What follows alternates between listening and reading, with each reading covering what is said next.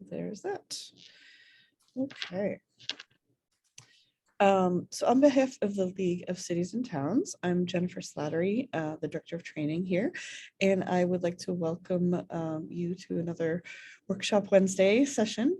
Today we are excited to have a session on equitable tree cover, and this is something that we have been talking about for a while, and I'm excited that Molly had put in this proposal for our annual convention, and since that annual convention was delayed till April 28th, you get to see this sooner than that would even be. So with that in mind, I'll turn it over to you, Molly. Thanks for being here. Great, thanks. And thanks so much for having us, and to the League for hosting this workshop. My name is Molly Henry. I'm the Director of Climate and Health at American Forest. We're a nonprofit based in DC, but I'm based right here in Rhode Island. And we've been doing a lot of work with the colleagues that I have with me today. They're going to be sharing some of the great work around tree equity and financing, funding, and different ways in which we've been able to use tools to create more equitable tree canopy. So I'll pass it over to Kim. Hi, everyone. I'm Kim Coriath from Rhode Island Infrastructure Bank, Stormwater and Resilience Analyst here. And I work primarily on the Municipal Resilience Program here. And I'll be talking a bit about our Rhode Island Tree Equity Funding, Financing, and Policy Guide. I'll kick it over to you, Jonathan. Hi, I'm Jonathan Stevens, Planning Director for the town of Cumberland. And I'm Johanna Walzak, Senior Planner with the City of East Providence. Great. So we have a great group here today. I'm going to just share my screen so we can get started. And so the title for this workshop is the Tools and Approaches for Achieving Equitable Tree Cover. And just want to make sure everybody can see this, okay, right? I always have to check. Okay. So the objectives for today is to learn a bit about the tree equity score that American Forest piloted actually right here in Rhode Island, including our deep dive tool, the Tree Equity Score Analyzer, or we call TESA, and to learn how to use it a little bit in order to prioritize tree planting locations for those that really need it most. And then we'll talk a little bit about new funding and financing mechanisms that you can use to support those tree planting projects or conservation efforts that you have for your urban forests. And then finally, we have examples from East Providence and Cumberland to look at how they're using tree equity score to inform their work and other types of tools that are really strengthening their urban forestry programs. So just a little bit about American Forest, if you're not familiar with us. We've been around for almost 150 years, actually 150 years. We are the oldest national nonprofit conservation in the United States. As I mentioned, our office headquarters is in DC. We have staff all over. I'm one of many remote staff. I'm based in Rhode Island, where we did our pilot work that I'm really excited to share with you today. So why are we here today talking about trees? Well, especially in an urban context, they're so important to every aspect of our daily life and as part of the infrastructure for cities. So we know that trees have many values, including being able to cool the air, especially when we're faced with more extreme heat due to climate change, and clean the air as well, absorb pollutants, capture rainwater for issues around flooding, even reduce the energy burdens that come with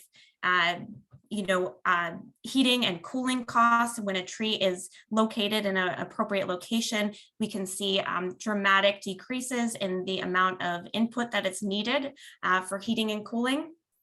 And then, also just generally mental health. There's been numerous studies around the benefits of urban trees being able to reduce stress and really help with mental health and also promote physical activity. So one of many ways in which trees are important. I can't even list them all. The list goes on and on. But hopefully many of us are pretty aware of how important trees are just by experiencing it ourselves. But not, not everywhere do we see trees equitably dispersed. Unfortunately, when you look at a map of tree canopy, you're also looking at a map of income and race. And that has some pretty good, some pretty significant consequences. So one of them being temperature. So if you look at this map on the left of tree canopy in Rhode Island, and then to the right, our temperature, and this is looking at surface temperature, it kind of is an opposite, right? Where it's lighter, where there's less tree canopy, we see darker areas on the right where there's more surface temperature. And this is not really an accident. It really goes back all the way to redlining, where certain areas were really not receiving the benefits that they really needed. So for instance, with redlining, we saw banks that were not giving out loans to people of color, and in particular Black folks. And this has residual effects that we see today. And the tree canopy very much lines up with areas that were redlined and bank loans were not permitted or advocated for. So I mentioned that map of tree canopy really looking and overlaying with poverty and people of color, again, just driving that home. And one of the ways in which American Forest is addressing this is through tree equity score. So this is something that we launched first in Rhode Island, and we had a group of stakeholders to really help us develop the methodology for it. And we've been able to actually since do a whole national launch for a tree equity score national tool. But what I want to talk to you about really quickly is just a little bit behind the methodology. We do have a methodology page, which you can visit if you want to kind of geek out and get into it a little bit more. But essentially what tree equity score is looking at the existing canopy cover. So looking at what it is today, looking at it in relation to the population density, because we know that areas where we have denser neighborhoods, there's less potential to plant trees, right? Less plantable areas. So that basically tells us what our need is, right? What is the existing canopy and how can we look at density and kind of create a goal from there? We combine that with what we call our priority index, and that's these 6 equally weighted characteristics that you see. So income, employment, surface temperature, race, age, and that's really looking at seniors and youth and children. And then health, which is a composite from CDC places, the Center for Disease Control, looking at everything from coronary heart disease, health, mental health, and then also respiratory disease. So that priority index, as I mentioned, is equally weighted, and all those criteria are wrapped up to give us a score between 0 and 100. And so the closer you are to 100, the closer you are to achieving tree equity. Anything below that, you have not achieved tree equity. So if you have a lower score, say if one neighborhood is 40 and the other one is 80, we want to prioritize the neighborhood that has a score of 40. So the lower the score, the higher the priority. And I'm going to show you what this looks like in just a moment. But what I do want to just kind of tease you with is that we worked also really closely with the Rhode Island Department of Health as part of our work in Rhode Island, a pilot program that was funded by the Doris Duke Charitable Foundation.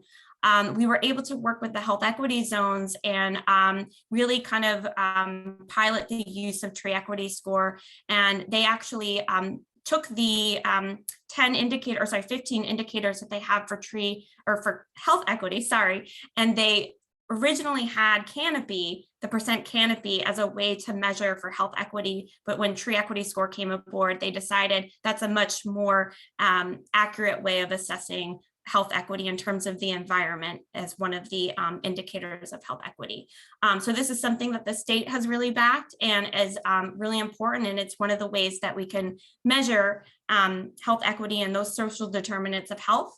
And we had a pilot program, planting program, that the health equity zones were able to look into applying for as a grant through American Forest and Department of Health and others.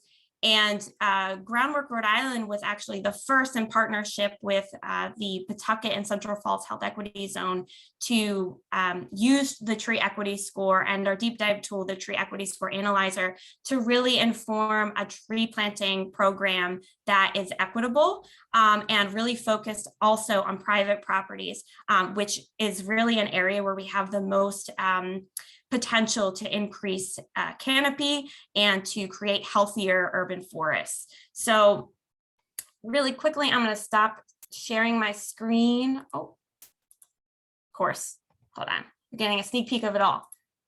Okay, so this right here is our tree equity score analyzer tool. And this is the URL here. Maybe one of my colleagues can put that in the chat if you're curious and want to follow along. I will just stop right here and let you know that in a couple weeks, we're actually working on improving the platform, and it will be even easier to use. We're trying to sync it up with our national tool, the Tree Equity Score National Explorer, which you'll just find at treeequityscore.org. But Rhode Island is the first and still to date, the only place to have a tree equity score analyzer. And we're so lucky to have it because our national tool is great in being able to kind of look at what's happening more so on a city scale. But this tool actually goes all the way down to the parcel to really allow you to see what's happening and to actually create your own custom scenarios and to kind of play around with the data, create data stories, and also leverage funding, which our two presenters, our two planners are going to talk a little bit more about how they've been able to do that. But I just want to give you a quick demo. So all of the urbanized areas in Rhode Island have tree equity scores. Tree equity score is calculated at the municipal level and at the block group level, which we also refer to as the neighborhood level. So when you get to the block group, you can actually pan around and you can see, I'm actually going to go to Cumberland because we'll be talking about it today. You can see where the scores are at the block group level. And then you can also see how this just kind of moves around that indicator that I was talking about, those indicators that are equally weighted, the priority index. And then we have different layers.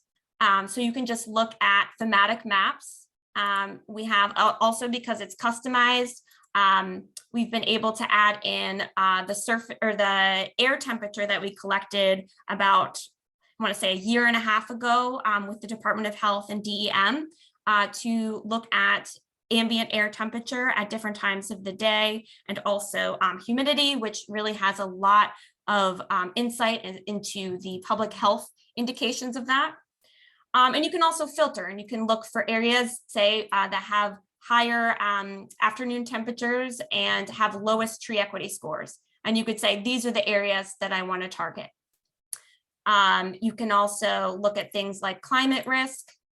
You can look at areas that are health equity zones and so forth. And this has all been customized, some of this information for Rhode Island. So health equity zones being something that we have particular to Rhode Island. And I'm just going to show you real quick and reset this. Oh, that's why I'm on the wrong one. So I'm going to go back to tree equity score and I'm going to go to Cumberland. And what I'm going to do is I can see just visually right here, the Valley Falls area is definitely an area of high need. The darker, the color is, the oranger or yellower it is, the higher the need. So if I go all the way down to the parcel level, zoom in, you start to see how things really look, right? And you can actually build your own scenario and start clicking on parcels that you want to actually focus on for tree planting efforts, or maybe it's even outreach efforts if you're trying to, encourage private planting on private property. And you'll see that it populates over here on the right. And what you can do is you can go to each of those parcels and you can add trees. It gives you a tree type and a size, and you can add to it. And then you can keep going down here to each of them. And I'm just going to do this quickly just so we can get through it. And then we can do an impact report. Now, this is a really, really, I think, important piece of the tool, which is that this is something that you could share with a funder. This is something that you can share in a grant. This is also something you could just share, with anybody around advocacy too.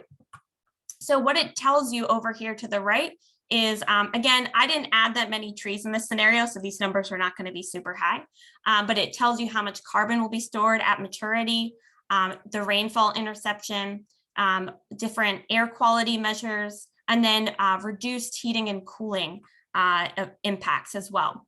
And then it gives you a whole report on what your scenario looks like, what watershed it's in, what flood risk it's in, what the ownership type is, etc.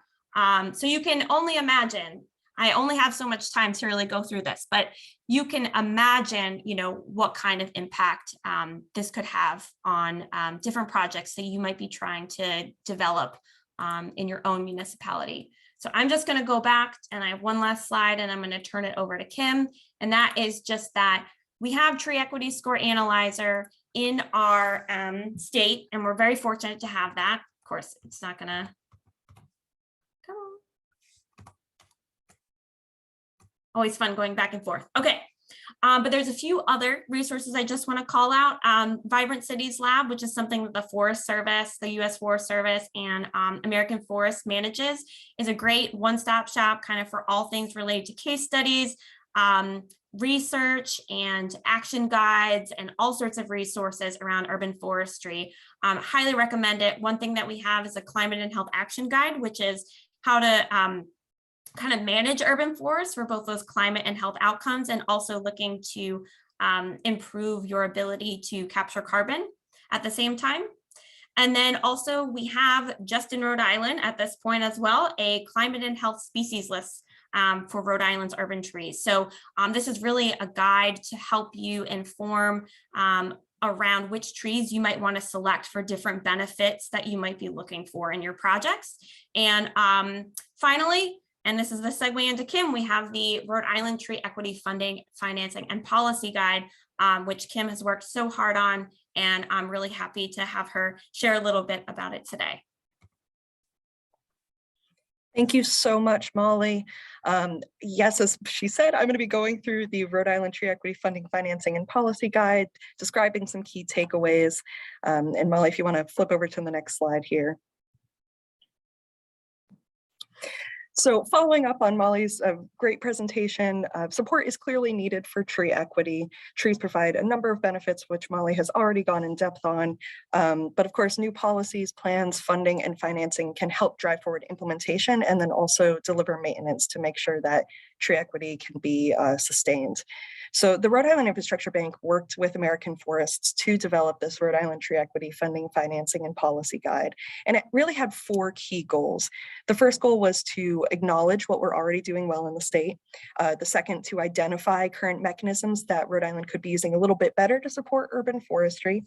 The third was to focus on delivering recommendations to Rhode Island municipalities, nonprofits, and other partners on ways that, and particularly mechanisms that could push urban forestry forward. And as a part of this, in terms of goal 4, seeking out innovative mechanisms that we could add to Rhode Island's repertoire, both in terms of funding and financing, but also in terms of policy and planning. Molly, if you want to jump to the next one. So as we set out on this process, of course, we immediately wanted to recognize that Rhode Island is already doing quite a lot. There's a lot of partners in the mix who are doing really, really good work for urban forestry. A number of them are listed here. And on top of this, you have a number of municipalities who are already doing great innovative work to push urban forestry forward. And Molly, if you want to jump to the next slide. We've also learned a lot through kind of key interviews and a survey that we also conducted as a part of this process about some of the current urban forestry implementation mechanisms that municipalities were using. On the funding end, we heard a lot about pulling from the city and town budget, allocations from there, grants, also capital improvement project budgets to support tree planting and tree equity, and donations and fundraising as well, including some endowments. And on the policy end, on the policy end, we heard a lot about tree inventories, percent canopy coverage, zoning and regulations there, protection of significant trees written into regulation, and also setback tree planting initiatives. And yeah, if you want to jump to the next one. But on top of this, we of course also heard about a number of key challenges and barriers and key needs. We really heard a lot of need for support for tree maintenance, as well as support for staff capacity for urban forestry in the municipalities. Really, there needed to be more ability to dedicate time to not only carrying out urban forestry tasks, but kind of pursuing funding opportunities like grants, and so on. In terms of needs, then that's kind of where this guide developed out of. But we felt we could kind of step in and help with providing some innovative funding, financing, and policy tools that could be utilized in order to push forward some of these, some of the standard need areas like tree planting and tree preservation, but also some of these kind of challenge areas and needs like tree maintenance and need for further staff capacity. And in the guide itself, we provide an overview of mechanisms, but we also go forward to provide some local and national case studies and some guidance as well. Well, if you want to jump there. Okay, so this is part of our guide here, and this is a funding, financing, and policy menu that we went ahead and put together. And this basically outlines, after our kind of national review, the different funding and financing mechanisms and also policy and planning mechanisms we found to be most useful for pushing urban forestry forward. And this is kind of a compilation of ones that are already pretty utilized in Rhode Island versus ones that are not utilized as much in Rhode Island for urban forestry. And what we did is go through and kind of conduct a gap analysis to see which mechanisms really weren't being used much in our state. On the funding and financing end, we picked up on things such as everything from special taxes and more municipal level to carbon offset programs and corporate partnerships, as well as some revolving fund and loan options that may have principal forgiveness and a free money component associated with them. On the policy and planning end, we heard a lot about different ordinance types, viewshed ordinances, forest conservation ordinances, invasive species ordinances even, as well as approaches such as transit-oriented development districts and cost shares, which took a number of different forms. And today I'll be focusing, today I'll be focusing mainly on the funding and financing end, which is just, I had boxed it there, but Molly, you can hop to the next one. So for this presentation, I'll be mainly focusing on the funding and financing options that we had kind of come up with.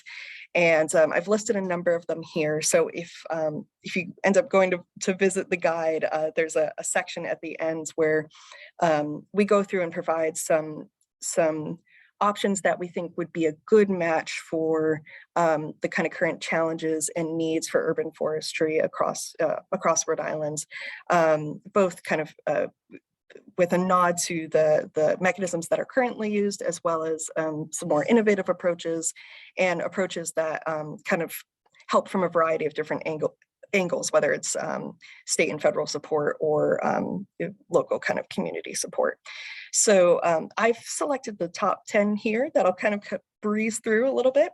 There are a couple more in the guide, and you can go afterwards and visit that there, but these are 10 that I thought were particularly interesting. And the first one you'll notice is mechanisms currently used, and this is kind of a nod to our wanting to recognize what's already being utilized in the state and being offering support for urban forestry. And Molly, if you want to hop to the next slide, actually one more. I'll start to go through these. I'm not going to spend too much time here because I know Jonathan and Johanna will have some further detail on how they're approaching urban forestry currently. But I did want to call out a couple of good and interesting mechanisms that are being used through RIDEM. You have the Urban and Community Forestry Grant, the Energy Saving Tree Program, which allows residents to pick up trees and plant them on their properties. You also have grants from corporations like TD Bank's Green Space grants. And the last one is a Providence-specific example, but that being the Mary Elizabeth Sharp Street Tree Funds. But it does it does highlight a good way in which donations and endowments can go towards supporting trees. And I believe Providence both has endowments to support tree planting, but also to support tree maintenance, which has been a really interesting approach. And I'll jump into some of our more innovative recommendations here. And as I go through, you'll notice at the bottom of the screen, this kind of tree maintenance, tree planting, tree personnel, and tree preservation. As I kind of go through some of the different funding options, you'll maybe see that change or shift, and that's aligns with in the guide. For each funding mechanism, we've kind of identified the best possible implementation, or the what it could be most helpful with implementing, if that makes sense. So I've reflected this in this presentation as well. So the first two I'll discuss are carbon offsets and partnerships. And mainly I'm discussing these together because city forest credits is a really great resource for a bit of both. City forest credits primarily provides carbon credits, and as you can see, third-party verified carbon credits for tree planting and preservation projects. And how this works is emitters who have maybe gone over their emission limits can purchase carbon credits through this program in order to offset their emissions. Oh, thank you so much, Molly. To offset their emissions and contribute more trees to communities. And that can benefit urban forestry, tree planting, maintenance, or preservation. Yes, and Molly, as Molly mentioned, this is a voluntary program that folks can participate in. And I do have on the next slide, which I'll get to momentarily, have a bit of a diagram of how that works. But the second service that City Forest Credits offers is impact certification. And this is really great when a corporation or an emitter is looking to partner with a local community in order to support a tree planting project. And City Forest Credits can kind of step in and help kind of certify the impact that the project will have. So the corporation can kind of report out on those benefits and that sort of thing. I did list a couple case studies here, particularly because City Forest Credits will do projects in urban forests, but will also do projects more rurally. And these I thought were some interesting examples in King County, Washington. They're preserving urban forests with this method. And in Shoreline, Washington, they're conducting tree planting. So you can already see an example of preservation, but also tree planting through this approach. Molly, if you want to hop to the next slide. So this is a little bit of a diagram here of the process. You have the City Forest Credits program, which does require a local operator. So City Forest Credits will issue the credits. The local operator will then sell the credits to the buyer or the emitter. And with the funding they can get back, they can support their urban forestry projects or tree projects in general, and continue to work with City Forest Credits. So the next one I want to focus on is grants focused on tree co-benefits. So we look a lot to grants that will just support tree planting directly. And I really wanted to open up to some different grant programs that they might not come out right away and say we support tree planting, or this can support tree planting, but they support water quality remediation, flood reduction, energy efficiency, all of those things kind of associated with associated tree benefits, but maybe aren't stated explicitly. So one I'll highlight, and one I'm closely familiar with, is the Municipal Resilience Program here at Rhode Island Infrastructure Bank, which has kind of it's a three-step kind of program where you go through a resilience workshop with stakeholders from your community. This is something that the municipality will apply to participate in, and there'll be municipal stakeholders and community leaders who will participate in this workshop. And they'll kind of develop a list of hazards, strengths, vulnerabilities, and priority actions for the community in terms of climate resilience. And that will kind of go into a second action grant stage, where after the workshop, the municipality is eligible to apply for action grants. And those can fund projects with resilience benefits. And there's a strong focus on green infrastructure and nature-based solutions, as well as social equity. So projects supporting tree equity would be perfectly aligns with this program. And the program also does offer a a kind of continuing project pipeline after the fact to provide additional support and grant opportunities. So that's one example of a grant program, kind of a separate route, but could very easily support tree planting. And I've listed a number of other programs underneath as well. The bank also organizes the water quality protection charge program, which those also kind of associated with a fee, which we'll talk about later. It does provide grants to support land preservation, which again can support tree preservation, and another of other programs here, the 319 Clean Water Act grants, the Transportation Improvement Program, and the Preventative Health and Health Services Fund, all can have tree connections. And I'll just give a quick case study here for the Municipal Resilience Program. In our previous round, we had a project in the Pawtucket Central Falls Transit Oriented Development District that involved a lot of green infrastructure and tree planting. They were awarded $400,000 for this project. And we actually have a couple of projects in our most recent action grant round, which was just announced, that support tree planting as well. One particularly large one in Cumberland, which I know Jonathan will be talking about in a little bit here. Next slide. All right. Another great option is the Clean Water State Revolving Funds. This is also something that is through the bank. And while this is a financing program, it does offer loans 33% below borrowers' market rates. And also there's a large opportunity for principal forgiveness or essentially free money. The program does allow for stormwater management projects and green infrastructure projects. And green infrastructure projects actually qualify, they directly qualify for loan forgiveness through the Green Project Reserve Program. So if you're applying to the Clean Water State Revolving Fund with a green infrastructure project, something involving tree planting, you have a very strong potential to get loan forgiveness for that. Given that it kind of is funneled directly into loan forgiveness. And project types that are eligible for that include rain gardens, permeable pavement parking lots and sidewalks, bioretention systems, and I know energy efficiency is listed there too, and trees that can end up kind of falling under multiple of those categories. And I'll also mention too that a lot of the funds from the bipartisan infrastructure law for water quality are being funneled through this program. So this program is going to have a huge boost in the coming 5 years or so here. And in alignment with that, the principal forgiveness is going to have a huge boost as well. So definitely apply for your green projects and take advantage of that loan forgiveness there. Next one is kind of more broadly loans and bridge loans. So there's a couple of opportunities here in, for example, the bank's Efficient Buildings Fund program. This traditionally finances energy retrofits in public buildings, such as schools, any sort of publicly owned utility, even quasi-state entities. And yeah, so one thing that you can consider here is that trees can actually count as equipment to achieve electric and heating savings through this program. So trees are eligible. Another one is our Stormwater Project Accelerator program. I've already talked about how trees can provide water quality and flood reduction benefits, and therefore can be eligible as a stormwater management projects.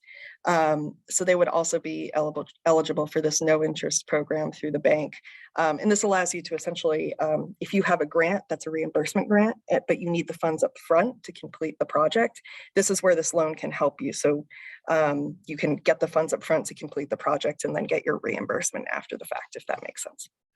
Next slide here. And this is a great example of a stormwater accelerator project on Sans Souci Drive in Providence. A couple last ones here, because I know I'm running short on time. Some more innovative ones that I want to mention: environmental impact bonds. So this is a particular type of bond that allows you to shift project performance risk to the private party or the investor. So essentially, if you go out for this bond, the private investor provides the capital upfront, project is completed, and then the public entity repays based on the outcomes. And if the project performs better than expected, the issuing entity repays the investors. But if the project underperforms for whatever reason, it doesn't go well, the investors will actually pay the municipalities a risk sharing payment. So if for some reason and you institute your project, it doesn't go well, you can kind of get reimbursed through this method. And they also are sometimes known as social impact bonds, depending on what the focus area is. And you can work with a group such as Quantified Ventures to draw up an agreement for that sort of thing. And Molly, if you want to jump to the next one. I mentioned fees a little bit earlier. There are a couple of opportunities here. Is stormwater utility districts, which can generate funds to support urban forestry work. Again, that water quality connection, as I mentioned. And also, and those can be structured to take into account low-income households, things like that. And I would suggest checking out Baltimore, Maryland's hardship exemption program as a good example. And the other one I mentioned, more of a user fee, is parking benefits districts, which allows you to collect parking fees such as from parking meters and put that towards street trees or other tree planting initiatives. And one thing that can be kind of cool about this one is most fees like this, you're limited to using the funds within the district that you've collected them from. And there's a little bit more wiggle room, my understanding at least, is there's a little bit more wiggle room with parking benefits districts to use those funds more broadly. So that's something to keep in mind as well. And that brings me to my last one here, special taxes. And I know this one can be a little bit tricky, but I do mention it as a couple communities in Rhode Island are doing some interesting things with this and wanted to highlight. So this would be taxes on something specific to support a particular effort, such as tree planting and tree equity. You do need to consider the difference between progressive, proportional, and regressive taxes. Some, are more equitable than others, and the guide provides a little bit of background on that. Some resources to look into to make sure you're structuring those well. But there are some municipalities such as Little Compton and New Shoreham who are already using special taxes for environmental efforts. And for example, in Little Compton, the Little Compton Agricultural Conservancy Trust is using property transfer taxes to support agricultural land, scenic beauty, water quality, and habitat, all the good things mentioned here, but it's mainly land preservation. So that's something to keep in mind as well. And with that, I will kick it over to everyone else, because I know I've gone a little bit over time, but do feel free to check out the guide. It's at Vibrant Cities Lab, and I hope you do. Thank you so much.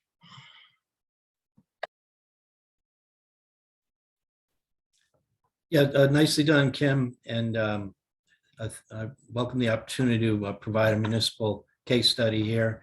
I've been the planning director in Cumberland for 6 years, and I'm going to present just a very small chronological a presentation of our tree urban forestry initiative. In 2020, that'd be slide 2020, there was absolutely no momentum for tree planting and urban forestry. The town doesn't have a tree warden, and it's required by statute.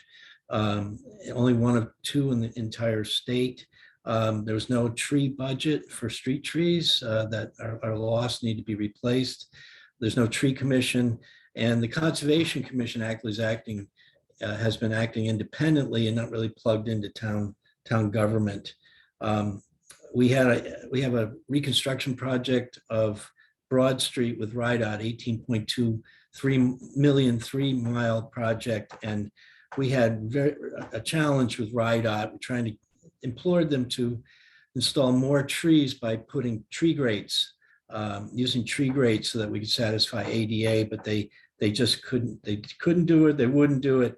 And also, this department's long recognized that Valley Falls and Lonsdale historic mill villages are bereft of tree canopy, and it's our low mod concentration area. A slide. So let's go to March 2021, and this is when Molly Henry arrived in town with Tessa, and this definitely kickstarted an interest in urban forestry. My planning staff and I and the Conservation Commission chaired participated in the Tessa workshop, and we were so excited that we got Molly back, and we made a presentation to the town council at one of their meetings, and they got excited. And as a compliment to that, the council put in $5,000 for a budget for the Rhode Island Tree Council tree planting program, when we're targeting Valley Falls and Lonsdale with trees on private property that the town will pay for. So let's go to the next slide. So there are opportunities that suddenly presented themselves as of December 2021. We reconstituted the Conservation Commission, and I staff the commission. They meet monthly with town government, and they are. I've asked them to jumpstart an advocacy and an institutionalization of urban forestry in this town. And they're very excited. We've got a PE, we have an arborist, and we have a landscape architect amongst the 7 members. So these are very dedicated and talented and experienced people. We went back to RIDOT and we negotiated actually for 16 additional street trees for the Broad Street project, as long as the town paid for them. And the town agreed to do that. But then the big news was, as Kim and her team came to have the town appreciate the Rhode Island Infrastructure Grant Municipal Resiliency Project. And we participated in a half-day planning workshop with the Nature Conservancy and their team and our stakeholders. And it wasn't painful at all. It was really constructive. TNC put together a nice report. And frankly, that pre-qualified us to compete for municipal resiliency funding. We put in an application with support from the Friends of the Blackstone, the Cumberland Land Trust, Town Council, Rhode Island Tree Council, DEM Forestry, and the Blackstone Valley Tourism Council.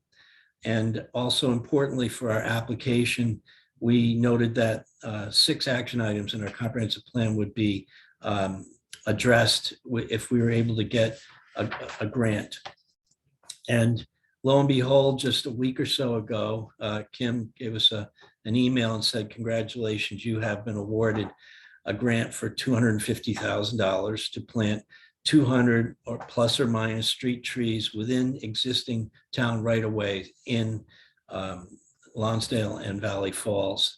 In our application, we had surveyed the area on our laptop with GIS, going up and down all the streets and determining areas where you could safely assume the border between private property and public property, give it a fence or a wall or other telephone poles. And we found 27 specific locations, and we ranked them hierarchically by TESA scores so that we had the highest benefit based on those priorities.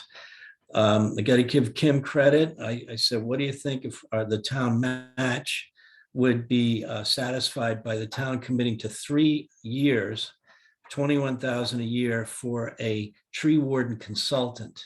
And she managed to navigate that with her superior officers, and that is been embraced by the town council. So suddenly we're back in not only satisfying state statute, but we have a technical support, and I'm sure that goes way beyond this project and would have terrific benefit, hopefully to all of Cumberland and for years and years to come.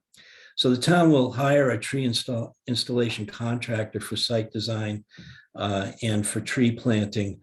And the Conservation Commission is going to hold public meetings, and we're going to invite direct mail property abutters to these areas to participate and to locate trees so that they have the best possible benefit and the lowest adverse impact on abutting properties.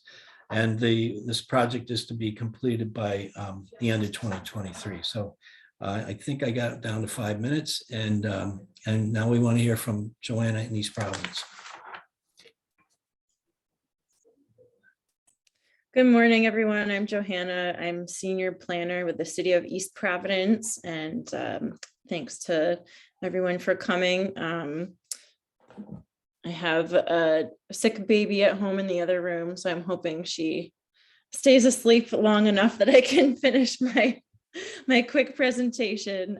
She's starting to stir. So for those of you unfamiliar, this is the city of East Providence on the Tessa tool outlined in black. And we are a population of about 47,000 and a total area of about 16.6 square miles.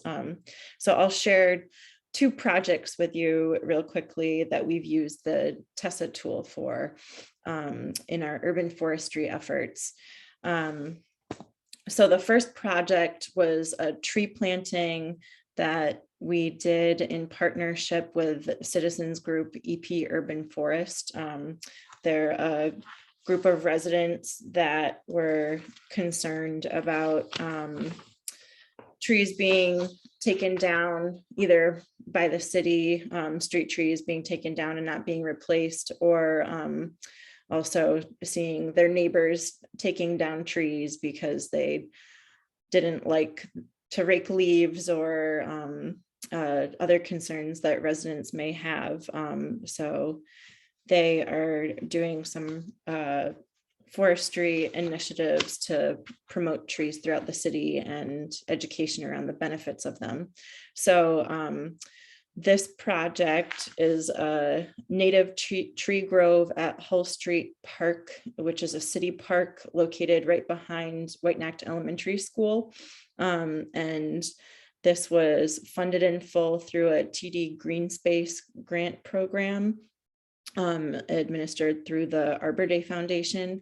And as you can see, we did a tree grove with 12 native species and also added 2 more along the walking path that you see on the map there next to the playground. And this was identified because the play areas on the school property itself are all asphalt, and the city park next to the school has ample recreation fields. There's a playground, a basketball court, a baseball diamond, some open space that's used for soccer, but they wanted to create a shady area for leisure and outdoor education for the school. And that planting plan was created by Carol Auer, who's a member of EP Urban Forest, and she's also the chair of the city's newly activated tree commission. So next slide. Here you can see the Tessa tool. This shows the block groups in East Providence. And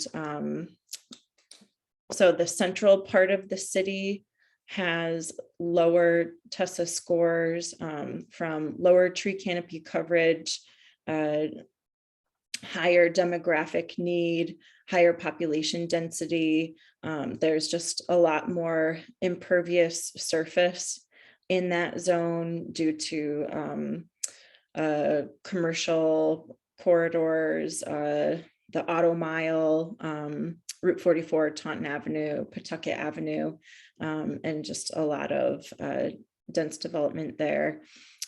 So for the way that we used Tessa for this project was to leverage funding for it.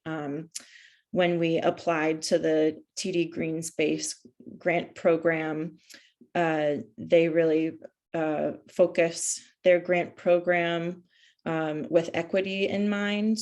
So we were able to demonstrate that the project was located in a census block group in the city that had high need. And next slide. So this it goes down to the parcel level, and the box on the right there is another example similar to the demo that Molly did. It shows that citywide, East Providence has a tree equity score of 80. This block group has a tree equity score of 61. And then at the parcel level, you can see the tree canopy cover. So citywide, 37%, block group 18%, and then at the parcel level for the project location, 17%. So the yellow star is where the tree grove is planted, and the blue star is where the school is located. And then this shows our planting day last spring. We had a great group of volunteers from the community that were recruited through EP Urban Forest. The Parks Division staff from the city came out and helped with labor as well.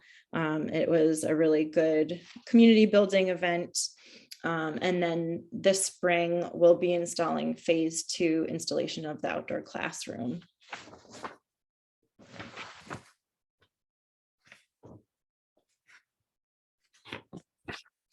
And then the other project I'll highlight is a street tree inventory that we completed last summer. This was funded through a Rhode Island DEM Urban and Community Forestry Grant.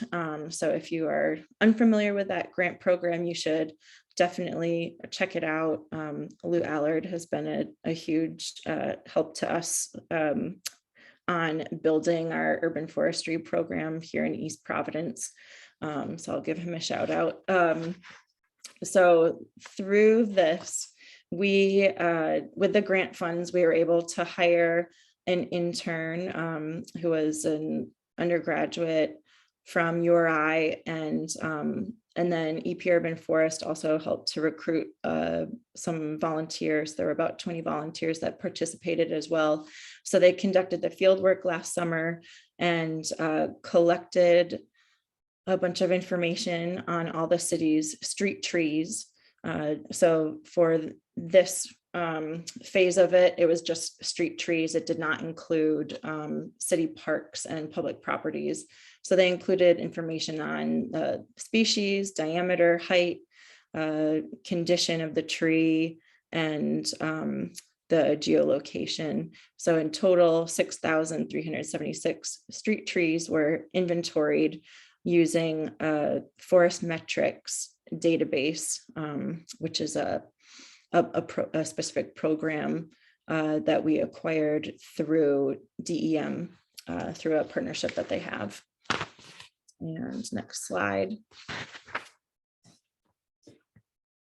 So the city currently has $25,000 in our capital budget in the current fiscal year for tree planting projects.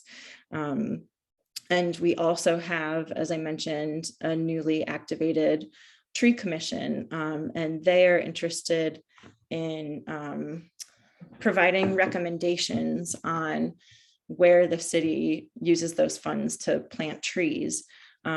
So we didn't want to just respond to requests for service and try to take a more proactive approach instead, with equity in mind, to really focus our tree planting efforts on the areas of the city with the most need, especially because calls for service tend to be for wider, wealthier neighborhoods, and that just further increases inequity. So to help with identifying priority planting areas, we created a map using our tree inventory data. Oh, if you can go back to the previous slide there. So all the green dots represent a street tree. The blue parcels are city-owned properties. The green parcels are local or state conservation areas. And then I underlaid the TESA scores for the block groups underneath. And I was able to download that as a shape file from the American Forests website. Thanks, Molly, for pointing out where it was. So maybe she can add that to the chat, but I think it's on the Tree Equity Score website. So it's provides a lot of robust data at your disposal with GIS mapping, and you can, there's a whole bunch of attributes that you can drill down to. So for this one, I used the tree equity score. So the red block groups have the lower TESA scores and the orange block groups. So those are the areas where we want to focus our tree planting efforts. Next slide. So this is just an example of one area that the Tree Commission is recommending to do a planting project. They were actually going to go out this morning to do a site visit to check out the conditions. I'm not sure if they're out there in the rain, but so that this is just a side-by-side of showing what this block group looks like on the TESA tool on the left, and then on our GIS map on the right, which combines it with the tree inventory. Next slide. And then this is just drilling down further. So on the left, the tree inventory map, you see that there's a few street trees, but not a ton in the area around the school. It's a residential neighborhood that's sort of butted up against a bunch of road infrastructure. So those loops there are the Henderson Expressway, which is the famous road to nowhere, which will be it'll be taken out eventually, and hopefully will create a nice tree-lined surface boulevard with lots of opportunities for biking and walking as well. So, and on the right, that satellite image view just shows how the school parcel there is a lot of asphalt with only a few trees. And the next slide. And this is just drilling down to show you how you can see it at the parcel level. I'm excited to explore the TESA tool even further because there's just so much available there that I feel like I've hit just the tip of the iceberg with creating scenarios and the impact reports. So we're excited to be able to use this data to make the case for more tree funding and also to justify our decisions. And then this is another area, just as a quick example, Wilmarth Avenue. As you can see on the right, that's the tree inventory map. There are 0 street trees on Wilmarth Ave and very few on the other street that's parallel to it. So that really caught our attention, and we wanted to look at why are there no street trees there and how can we change that. So if you go to the next slide, that shows a street view of Wilmarth Avenue. And you can see that there are a number of challenges. It has a very narrow right of way. The grass strip between the sidewalk and the road is tiny on the left and non-existent on the right. So that would definitely make it difficult for planting in the city right of way. Also, for considering doing a setback planting program through Rhode Island Tree Council or something similar, the front yards are also very small. You also have to consider utilities below ground, as well as the overhead wires. So there are a number of challenges, but I think there are creative ways to work around it, and also a lot of resources available to try to overcome some of these to create more tree coverage and increase the benefits of trees for all residents. So that was about it. All right. Thank you so much to my colleagues for presenting with me. And I don't know if we have any time for questions. Jennifer, you can let us know. We had a lot of information to get through. Sure. If people can stay on and want to ask questions, feel free. This is John Sharp from the town of South Kingstown. I had a couple questions. One, I'm looking at the tree equity score for South Kingstown, and maybe this was covered, I missed it. But the gray areas that are not colored, does that mean the population is so small in those areas that there is no tree equity score? Why, I guess, why isn't the whole town colored? Yeah, so that's a great question. So tree equity scores only in the urbanized areas. So some municipalities have the urbanized areas as defined by the Census Bureau, and then others might not have, it might be, not within that category. So we can't calculate a score. And then as well, you might see areas where there's gaps, and that can represent areas where people don't live. So there's no population. Oh, Johanna, adorable. Sorry, I had to take a moment. So there might not be a population living there. So it could be a water body. Sometimes it's airports. But I think in your case, it's that it's not in an urbanized area.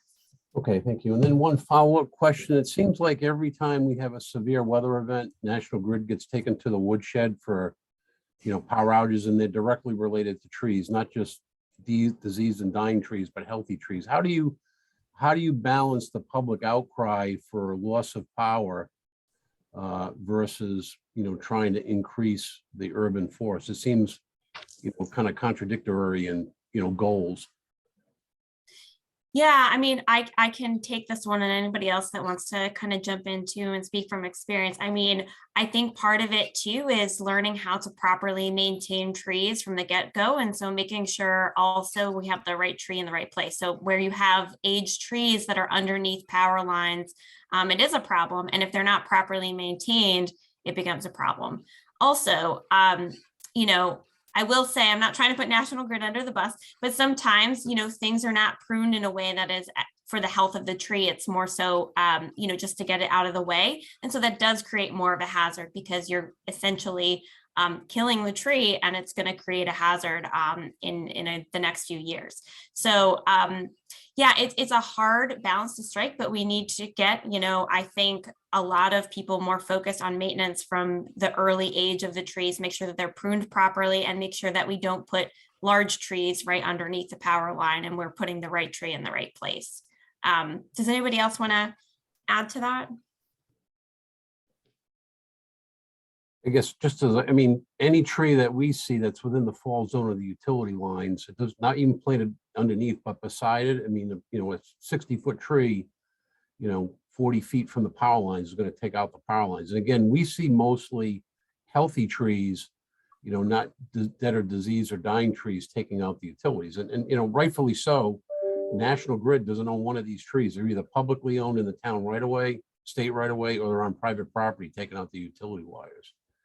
So I mean, that's, and we get, even my office, because we're public works, people have had it with these power outages. I mean, we get people all the time asking that trees be removed, healthy trees, because of in the fall zone of the lines. And we say, if it's healthy, it's staying, but if it's dead or diseased or dying, we'll take it out.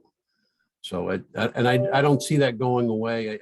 I see it becoming more of an issue, because the storms that we get, for whatever reason, seem to be more severe, and the power outages seem to be, I think we've made inroads in South Kingston by taking out dead and dying trees. We're seeing during these weather events, less power outages, but the power outages we do see are from healthy trees taking out the lines.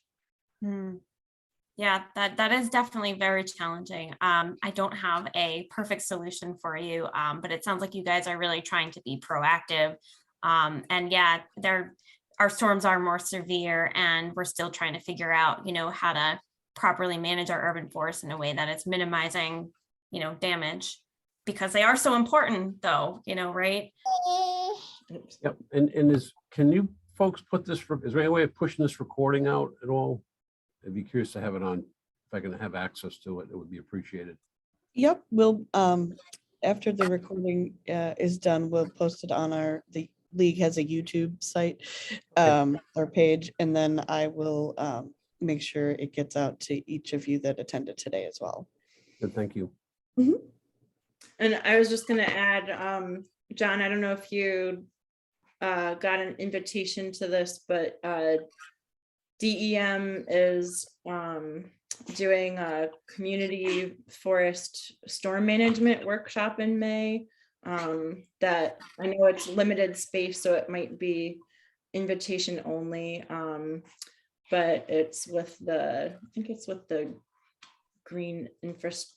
It's with some green infrastructure group, but it's addressing some of the things that you brought up around for urban forestry management in light of all the increased storms and hazard mitigation and stuff. So We did get one for tree and shrub pruning, and we're sending our arborists to that. yeah, oh great. Yeah. Thank you. Joanna, I think there was one question for you from Emily, just looking at, I guess, you might have missed the slide where you were describing the DEM software that you used to collect your tree inventory. So we just collected basic tree information, including species, diameter, height, condition of the tree, rated as good, fair, poor, or dead, and ideally, I would have liked to also have collected data on, were there power lines overhead or any other infrastructure challenges on the site. As Molly mentioned, a lot of times existing trees that have issues are perhaps because they were not planted in the right location. And yeah. Oh, and also size of tree lawn and type of tree lawn can be helpful. And for inventory stuff, that could be a whole other workshop. But again, Lou Allard and the DEM Division of Urban and Community Forestry is a great resource. And also Doug Still with the City of Providence and the Providence Neighborhood Planting Program. They were my mentors. And then and I see Deborah's on the call here. I had a great conversation with her on the phone about them starting a tree inventory this year.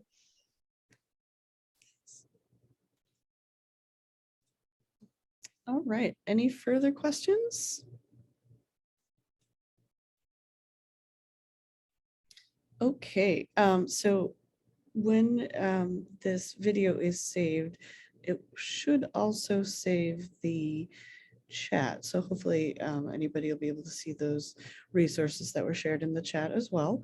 But Molly, if there's anything specifically that, in addition, other resources that you want to add, and send me those, feel free, and I can send it all out together. Yeah, we'll share it broadly. So thanks everyone for coming today. Thank you for the presentation, super informative, and great opportunities to get some funding available too. So thanks, Kim, for that. And just another plug for our convention is going to be April 28th, which is Thursday. Excuse me. And you can sign up for that on our website, rileague.org. Love to see everyone there. And we are having a keynote speaker this year for the first time.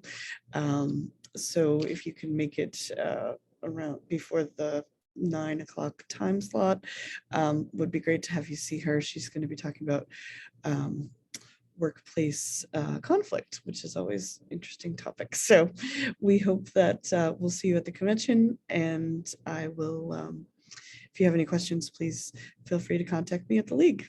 Thanks so much, folks. Thank you. Thank you. Take care, everyone. Take care. Bye-bye.